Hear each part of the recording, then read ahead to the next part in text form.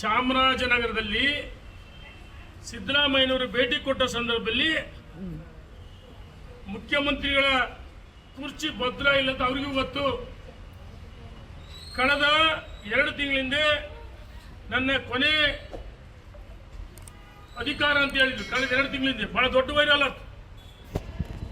ಯಾಕಂದ್ರೆ ಭ್ರಷ್ಟಾಚಾರ ಇಡಿ ಈಗಾಗಲೇ ನೋಟಿಸ್ ಕೊಟ್ಟಿದೆ, ಅವರ ಕುಟುಂಬ ಸದಸ್ಯರಿಗೆ ತನಿಖೆ ಆಗ್ತದೆ ಮತ್ತು ಲೋಕಾಯುಕ್ತಗೆ ಇಡಿ ವರದಿ ಕೊಟ್ಟಿದೆ. ಕೊನೆಯ ICU ವಾರ್ಡ್ನಾಗಿದೆ ಈ ಸರ್ಕಾರ. ಮಾನ್ಯ ಮುಖ್ಯಮಂತ್ರಿಗಳ ಅಧಿಕಾರ ICU ವಾರ್ಡ್ನಾಗಿದೆ.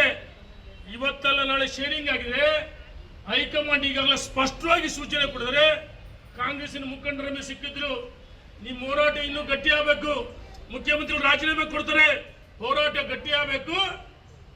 ಮಾನ್ಯ ಮುಖ್ಯಮಂತ್ರಿಗಳು ಆತ್ಮಸ್ಥೈರ್ಯವನ್ನು ಕಳೆದುಕೊಂಡಿದ್ದಾರೆ, ರಾಜೀನಾಮೆ ಖಚಿತ.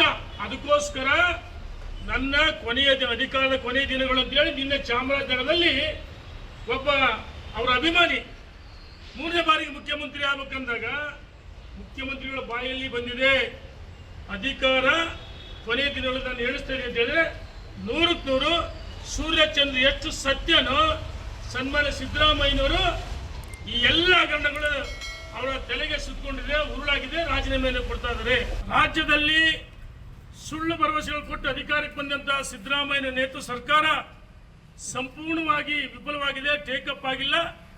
ಬ್ರಹ್ಮಾಂಡ ಭ್ರಷ್ಟಾಚಾರ, ವರ್ಗಾವಣೆ ದಂಧೆ, ಹಗಲು ದರೋಡೆ, ವಾಲ್ಮೀಕಿ ನಿಗಮದ ಹಗರಣ, ಮೂಢ ಹಗರಣ, ವಕ್ಫ್ ಆಸ್ತಿಗಳು, ಹಿಂದೂಗಳ ಭೂಮಿಯನ್ನ ಅತಿಕ್ರಮಣವಾಗಿ ಒಬ್ಬ ಮತಾಂಧ ಜಮೀರ್ ಅಹಮದ್ ಸೂಚನೆ ಮೇರೆಗೆ ಸರ್ಕಾರ ಲಕ್ಷಾಂತರ ಎಕರೆ ಭೂಮಿಯನ್ನ ವಕ್ಫಿಗೆ ಹಸ್ತಾಂತರ ಮಾಡಿದರೆ. ಇವತ್ತು ನಾನು ಕೇಳಕ್ಕೆ ಇಚ್ಛೆ ಪಡ್ತೀನಿ, ಸಿದ್ದರಾಮಯ್ಯನವರೇ, ದಾವಣಗೆರೆ ಒಂದರಲ್ಲಿ ಕಳೆದ 7 ತಿಂಗಳಿಂದ 137 ನವಜಾತ ಶಿಶುಗಳು ಮರಣ ಹೋಮ ಆಗಿದೆ. 137 ನವಜಾತ ಶಿಶುಗಳು ಮರಣ ಹೋಮ ಆಗಿದೆ. 135 ಮತ್ತು ಬಾಣಂತಿಯರು. ಒಟ್ಟು ರಾಜ್ಯದಲ್ಲಿ ದಿನೇಶ್ ಗುಂಡೂರಾವ್ ಹೇಳಿದರೆ ಆರೋಗ್ಯ ಸಚಿವರು ಕೇವಲ ಅಧಿಕಾರಿಗಳ ಸಭೆಯನ್ನು ಮಾಡಿ 300 ಜನ ಬಾಣಂತಿಯರು ಸಾವಾಗಿದೆ ಅಂತ ಹೇಳಿದಿರಿ. ಇವತ್ತು ನಾನು ಕೇಳಕ್ಕೆ ಇಚ್ಛೆ ಪಡ್ತೀನಿ, ಬಾಣಂತಿಯರ ಸಾವು, ನವಜಾತಿ ಶಿಶುಗಳ ಮರಣ ಹೋಮ, ಇದನ್ನ ಕೇಳಿ ಹಾಸನದಲ್ಲಿ ನಿಮ್ಮನ್ನ ನೀವು ವೈಭವೀಕರಿಸಿಕೊಂಡು ತಮ್ಮನ್ನ ತಾವು ಉತ್ಸವ ಮಾಡ್ಕೊಂಡಿದ್ದೀರಿ. ನಾನು ಕೇಳಕ್ಕೆ ಇಚ್ಛೆ ಪಡ್ತೀನಿ, ಸೌಜನ್ಯಕ್ಕಾದರೂ ಬಳ್ಳಾರಿ ವಿಮ್ಸ್ ಹಾಸ್ಪಿಟ್ಲಿಗೆ ನಿಮ್ಮ ಆರೋಗ್ಯ ಸಚಿವರು ಭೇಟಿ ಕೊಟ್ಟಿದಾರಾ ಅಥವಾ ವೈದ್ಯಕೀಯ ಶಿಕ್ಷಣ ಸಚಿವರು ಭೇಟಿ ಕೊಟ್ಟಿದಾರಾ? ದಾವಣಗೆರೆಯಲ್ಲಿ 135 ನವಜಾತ ಶಿಶುಗಳು ಮರಣ ಹೋಮ ಆಗಿದೆಯಲ್ಲ, ಭೇಟಿ ಕೊಟ್ಟಿದಾರ? ಭೇಟಿ ಕೊಟ್ಟಿಲ್ಲ, ನಾಮಕೋಸ್ಕರ ಸಭೆ ಮಾಡಿದ್ದಾರೆ. ಮತ್ತು ಈ ಸಾವಿಗೆ ಏನು ಈ ಔಷಧಿ, ನಕಲಿ ಔಷಧಿ, ಅದಕ್ಕೆ ಅನುಮತಿ ಇಲ್ಲ. ತಿರಸ್ಕಾರ ಮಾಡಲ್ಪಟ್ಟಂತ ಔಷಧಿ ಪೂರೈಕೆ ಕಾರಣ ಅಂದ್ರೆ ಎಷ್ಟು ಪರ್ಸೆಂಟೇಜ್ ತೆಗೆದುಕೊಂಡಿದ್ದೀರಿ? ಭಾರತೀಯ ಜನತಾ ಪಾರ್ಟಿ ಯಡಿಯೂರಪ್ಪನವ್ರ ಬಗ್ಗೆ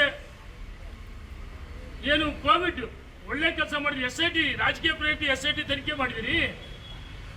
ನಾನು ಕೇಳಕ್ಕೆ ಇಚ್ಛೆ ಪಡ್ತೀನಿ, ಸರ್ಕಾರ ಯಾರು ಈ ನಕಲಿ ಔಷಧಿ ಪೂರೈಕೆ ಕಾರಣ, ಸಾವಿಗೆ ಏನು ಕಾರಣ, ಇದಕ್ಕೆ ತನಿಖೆ ಮಾಡಬೇಕು. ತಕ್ಷಣ ದಿನೇಶ್ ಗುಂಡೂರಾವ್ ಮತ್ತು ವೈದ್ಯಕೀಯ ಶಿಕ್ಷಣ ಸಚಿವರಾದ ಶರಣ್ ಪ್ರಕಾಶ್ ಪಾಟೀಲ್ ಅವರ ಸರ್ಕಾರ ಸಚಿವ ಸ್ಥಾನದಿಂದ ವಜಾ ಮಾಡಬೇಕು. ಮುಖ್ಯಮಂತ್ರಿಗಳು ನೈತಿಕ ಹೊಣೆ ರಾಜೀನಾಮೆ ಕೊಡಬೇಕಂತ ಹೇಳಿ ಒತ್ತಾಯ ಮಾಡ್ತೀನಿ. ಇವತ್ತು ಯಾವ ಪುರುಷಾರ್ಥಕ್ಕೋಸ್ಕರ ನೀವು ಉತ್ಸವವನ್ನು ಮಾಡ್ಕೊಂಡಿರಿ? ಸರ್ಕಾರ ಬದುಕಿದೆ. ಇವತ್ತು ಜನ ಮಾತಾಡ್ತಾರೆ, ನಾನಲ್ಲ. ಇವತ್ತು ಸರ್ಕಾರ ಇದೆ ಇಲ್ಲವೋ, ರಾಜ್ಯದಲ್ಲಿ ಇಂಥ ಸರ್ಕಾರ ಬೇಕಂತೇಳಿ ಜನ ಒತ್ತಾಯ ಮಾಡ್ತಾರೆ.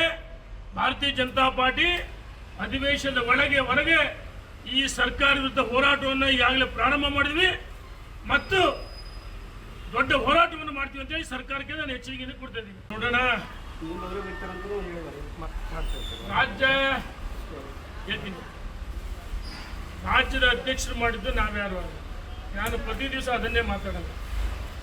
ಯಾರು ಸೀರಿಯಲ್ ಥರ ಮಾತಾಡ್ತಾರೆ ಅದಕ್ಕೆ ಉತ್ತರ ನಮ್ಮ ರಾಷ್ಟ್ರೀಯ ಪ್ರಧಾನ ಕಾರ್ಯದರ್ಶಿಗಳು, ಕರ್ನಾಟಕ ರಾಜ್ಯದ ಉಸ್ತುವಾರಿಗಳು ಸ್ಪಷ್ಟವಾಗಿ ಸಂದೇಶ ಕೊಡಿದರೆ, ನಮ್ಮ ರಾಜ್ಯದ ಅಧ್ಯಕ್ಷ ಹೇಳಿದರೆ ಪರ ವಿರೋಧಿಗಳು ಹೇಳಿಕೆಯಲ್ಲಿ ಬರಬಾರ್ದು. ನಿನ್ನೆ ದಿವಸ 4 ಗೋಡೆ ಮಧ್ಯೆ ನಮ್ಮ ರಾಷ್ಟ್ರೀಯ ಪ್ರಧಾನ ಕಾರ್ಯದರ್ಶಿಗಳು ಭೇಟಿ ಮಾಡಿ ಈ ರಾಜ್ಯದ ಕಾರ್ಯಕರ್ತರ ಮುಖಂಡರ ಪ್ರಜ್ಞಾವಂತ ಮತದಾರ ಭಾವನೆಗಳನ್ನು ವ್ಯಕ್ತಪಡಿಸಿದ್ದೀವಿ. ನಾನು ಮಾಧ್ಯಮದ ಮುಂದೆ ಬಹಿರಂಗವಾಗಿ ಯಾವುದನ್ನು ಮಾತಾಡಲ್ಲ.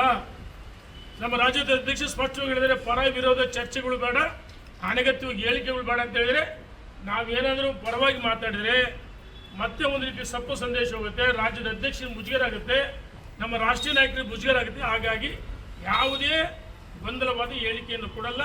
ನಮ್ಮ ರಾಷ್ಟ್ರೀಯ ನಾಯಕರು ಎಲ್ಲವನ್ನು ಕಾದು ನೋಡ್ತಾರೆ, ತೀರ್ಮಾನ ಮಾಡ್ತಾರೆ.